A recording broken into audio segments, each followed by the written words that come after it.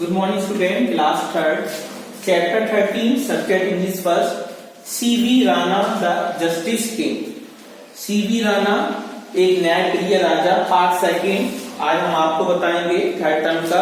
कल हमने आपको पार्ट 1 एक्सप्लेन किया था कि एक राजा थे जिनका नाम था C.V. राणा। बहुत ही पावरफुल थे, वेरी स्ट्रॉन्ग थे और वह अपनी दयालुता और न्यायप्रियता के लिए फेमस थे। अचानक क्या होता है, अचानक उनके महल में एक चील आता है, ईगल आता है, एक डव आता है। डव का मतलब फाख्ता, जस्ट लाइक ए पिजन। वह कैसा होता है, एक कबूतर जैसा होता लगता है, उसे डव कहते हैं। तो डव होता है, फाख्ता होता है, उनके राजा के हाथ पर बैठ जाता है और जो ईगल उड़ता हुआ आता है वो सामने बैठता है। अब आगे देखो क्या होता है इस कहानी में। पेज नंबर 91 ओपन कीजिए। The eagle said to the king. यहां पर ईगल चील ने किससे, राजा से कहा। क्या कहा, डियर किंग, प्रिय राजा, दिस डव इज माइन, यह पक्षी मेरा है, यह फाख्ता मेरा है, यह मेरा शिकार है। सो इसलिए आई रिक्वेस्ट, मैं आपसे विनती करता हूं। ईगल क्या कहता है, राजा मैं आपसे विनती करता हूं, you to return my dove, यह फाख्ता मुझे दे दो। द किंग सेड, राजा ने कहा। The king said, king said का मतलब राजा ने कहा। द किंग सेड क्या हमारा रिपोर्टिंग वर्ब, ये क्या हमारा रिपोर्टिंग वर्ब। अब रिपोर्टिंग स्पीच क्या होगी, उसके अंदर लिखा हुआ है the poor dove has come, बेचारा फाख्ता आया है, to me for protection. Protection का मतलब होता है गाइडेड फ्रॉम डेंजर, गाइडेड संरक्षण के रूप में, फ्रॉम डेंजर खतरे से, वह मेरी शरण में आया है। यहां पर लिखा है protection, guided from danger. Protection means guided from danger, यह खतरे से मेरी शरण में आ चुका है।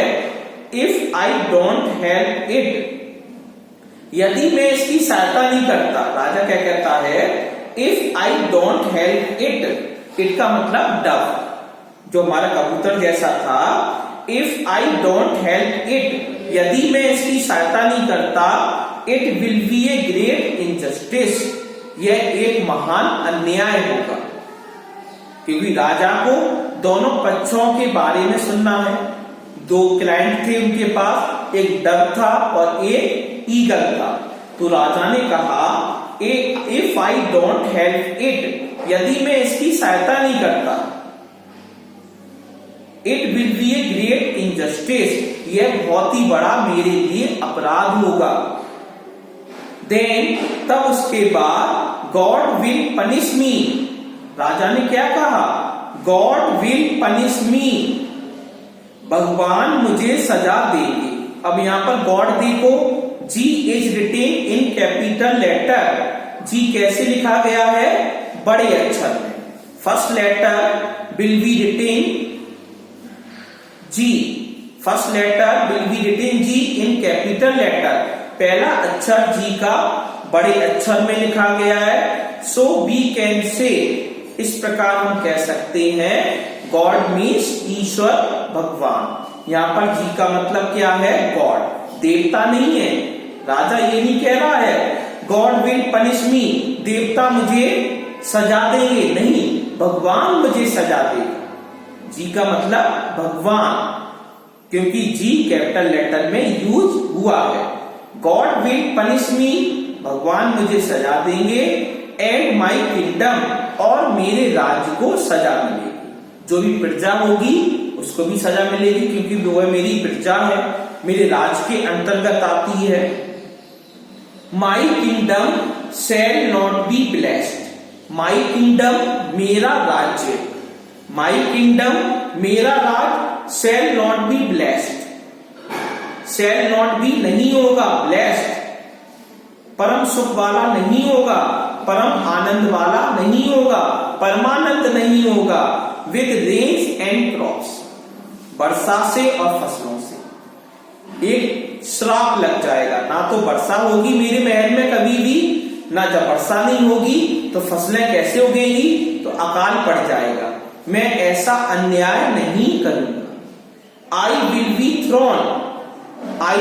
Throne into the hands of my enemy. I will be thrown, passive voice, यहां पर पैसिव वॉइस हो रहा है। आई विल बी थ्रोन, मुझे फेंका जाएगा। आई विल बी थ्रोन, मुझे फेंका जाएगा। इनटू द हैंड्स, हाथों में, ऑफ माई एनिमीज, जो हमारे शत्रु होंगे वो मेरा अस्तित्व को मिटा देंगे, मुझे अपने जो राज्य है उससे निकाल देंगे, अपने राज्य से मुझे फेंक देंगे। यहाँ पर ये मतलब हो रहा है I will be thrown, passive boy बन रहा है यहाँ पर। I will be thrown into the hands of my enemies, मुझे शत्रुओं का सामना करना पड़ेगा और शत्रु मुझे इस राज्य से फेंक देंगे। सो इसलिए यू मे आस्क, मैं पूछ सकता हूं, वॉट एवर यू वॉन्ट, तुम क्या चाहते हो। वॉट एवर यू वॉन्ट, तुम क्या चाहते हो, तुम्हारी इच्छा क्या है। Other than this poor Dove, मतलब जो हमारा बेचारा डव है उसकी अपेक्षा, एंड आई एम रेडी, मैं राजी हूं। आई एम रेडी, मैं तैयार हूं। टू गिव यू, आपको देने के लिए। पहले आप अपनी इच्छा को प्रकट कीजिए, आप अपनी इच्छा बताइए। The clever and the cruel eagle, अब यहां पर देखो ईगल की क्वालिटी बता रहे हैं। ईगल की क्वालिटी हो रही है, ईगल कैसा है, क्लेवर। यहां पर कौन सा लग रहा है, adjective of quality. Adjective of quality यहां पर लग रहा है गुणवाचक विशेषण। गुणवाचक विशेषण हो रहा है। एडजेक्टिव के प्रकार होते हैं हमारे, इसका पहला प्रकार एडजेक्टिव ऑफ क्वालिटी, यहां पर किसी व्यक्ति की, किसी वस्तु की, किसी प्राणी की, किसी पक्षी या पशु की विशेषता का वर्णन हो रहा है। द क्लेवर, चतुर, एंड द क्रूअल ईगल, और चालाक चील। एडजेक्टिव ऑफ क्वालिटी से हो रही है यहां पर। ईगल की क्वालिटी क्या है, ईगल की विशेषता क्या है, क्लेवर, चालाक है, क्रूअल, निर्दयी है। The clever and the cruel eagle, चतुर और चालाक चील, थॉट, उसने विचार किया, उसने विचार किया। फॉर ए मोमेंट, एक क्षण, थोड़े से समय के लिए। एंड आस्क्ड, और कहा।